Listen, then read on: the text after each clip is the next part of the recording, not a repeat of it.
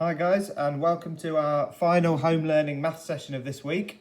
We've been looking at our written methods, haven't we, and recapping them over the last couple of days. What I want to do today is apply those written methods to some problem solving. This is where sometimes things get a little bit tougher because we really have to think what the problem is asking of us and what it wants us to do. Have a look at this example. In a shop, an orange costs 25p and a book costs £3.50. If I buy 2 books and 3 oranges, how much change would I get from a £10 note? First of all, we need to think about visualising this problem, don't we? We need to think about the total that we've spent. We need to have 2 of these books. So here we go, we've got 2 books. It's asking us to buy 3 oranges. So we need to add 2 more to this, don't we? Here's 3 oranges. Now we can visualise the total amount of money we've spent there, and we need to work out that total. But the question's asking us for how much change we'd get from a £10 note. So there's going to be another step there, isn't there? We can also look at this in terms of a bar model. Here's a bar model. This bar at the top represents the £10 note that I've got in my pocket. Here's the £3.50 for each of my books, the 25p for each of the 3 oranges. This question mark is what's left over, isn't it? This is what the question wants from us.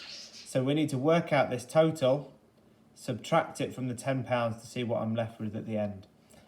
We could do this mentally. We could think about £3.50 and £3.50 making £7, 3 lots of 25 being 75p, putting them together to give us our £7.75. Or we could do that as a column addition. Realise the wrong number there. There we go. We could do it as a column addition just to be certain. There's no harm in doing that. 0, 0 and 5 gives us 5. 5 and 5 is 10, add 7 is 17. Don't forget that decimal point there. 3 and 3 is 6, add our 1 is 7. So there's our £7.75. But to find our question mark, we need to subtract it from the £10.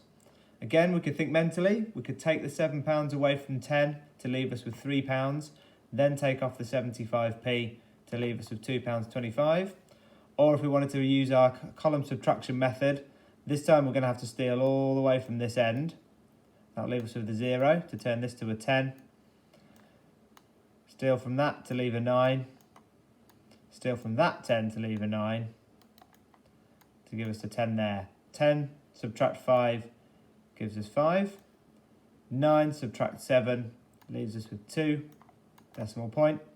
9 subtract 7 leaves us with 2. So there's our final answer. Our change would be £2.25. Okay, another problem. Have a read of this one. You want to pause the video, have a little go, visualise if you can think what it's asking you to do, see if you can come to an answer. Then we'll go through it together. Pause it now, have a read, have a go at the question. So the question says, Layla makes jewellery to sell at a school fair. Each bracelet she makes has 53 beads and she makes 68 of them. So here we can see we've got 68 lots of 53. She makes each necklace has 105 beads and she makes 34 of them. So she's got 34 lots of 105. When we're doing so many lots of something else, we're going to need to multiply. It's asking us for the total number of beads. Be methodical and ordered in your working out. Use little subheadings, subtitles if you want to separate each section. Let's think just about the bracelets first.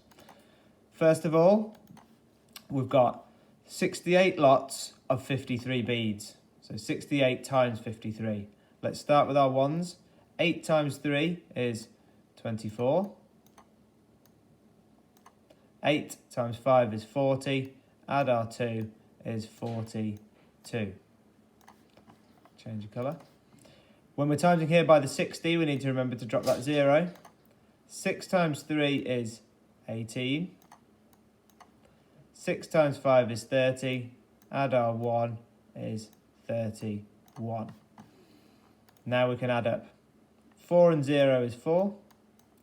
8 and 2 is 10, so 0, carry the 10 forward. 4, 1 and 1 gives us 6. And our final 3. So she uses in her bracelets 3,604 beads.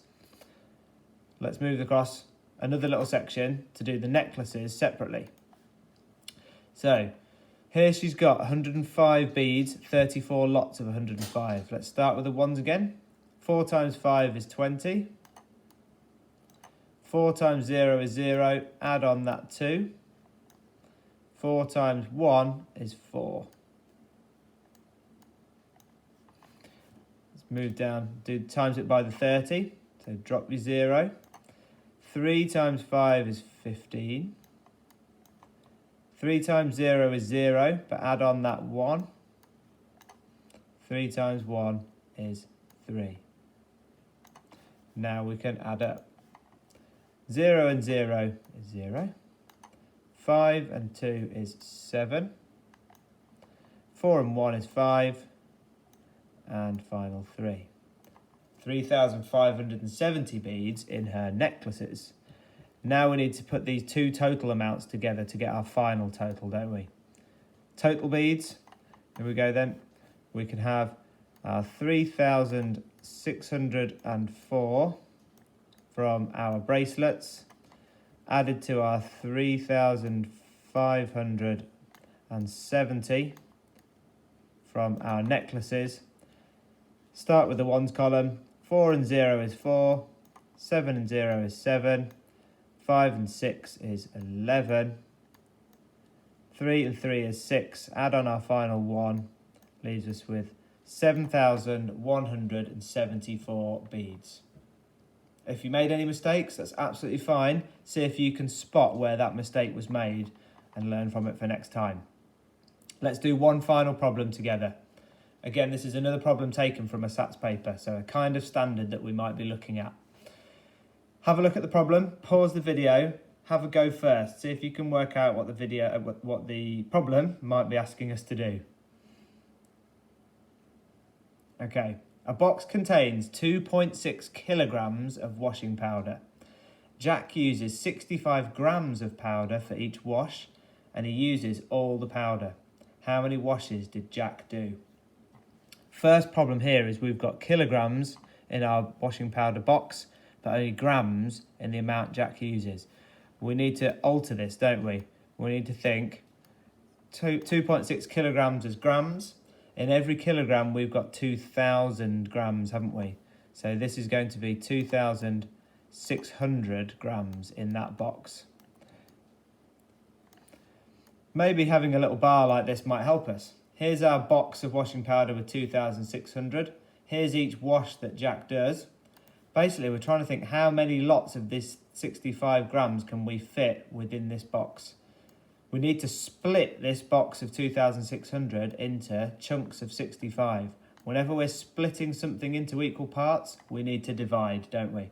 So our calculation needs to be 2,600 divided by 65.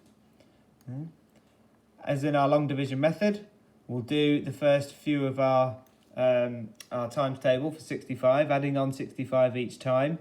Do the first few, you might not need them all. Then we can start working on our calculation. How many 65s can we get in 2? We can't get any, so move along. How many 65s can we get in 26? Still not enough, so we need to look at the first 3 digits now. How many 65s can we get in 260? Looking down here, it's 4 exactly, isn't it? Now, we've got 2 options. We've got nothing to carry on to there. We've got nothing here, so we could just do 65s into 0 to give us 0. That's going to be our answer. It won't make a difference if we use the long division method in this case. If we wanted to, we could take 260 underneath, like we would normally in a long division. Subtract it. This is going to leave us with zeros.